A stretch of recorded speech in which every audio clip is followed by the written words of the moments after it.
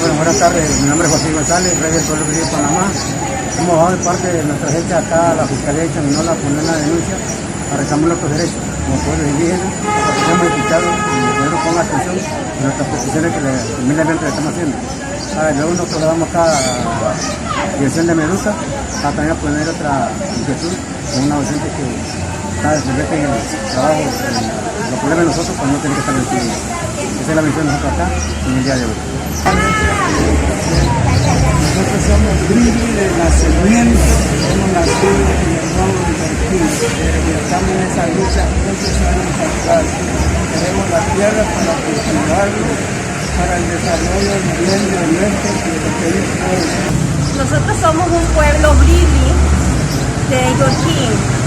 Nosotros estamos aquí hoy en Changuinola haciéndonos notar con las autoridades para que el gobierno defienda nuestros derechos como indígenas. Nosotros somos generaciones que hemos vivido en esas tierras para que ahora seamos atropellados, nosotros siendo agricultores pobres, que no, como indígenas no hemos podido titular nuestras tierras, no tenemos ese derecho. Lo que queremos es tener nuestros terrenos salvos de la gente que viene a destruir nuestros bosques que hemos cuidado por generación.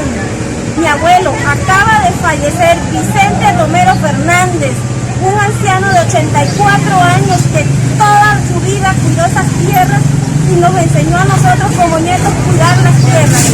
Para nosotros vernos en esta situación como un pueblo tranquilo que somos, venimos con adultos, con niños, bebés en brazos a defender lo que toda la vida por derecho ha sido de nosotros.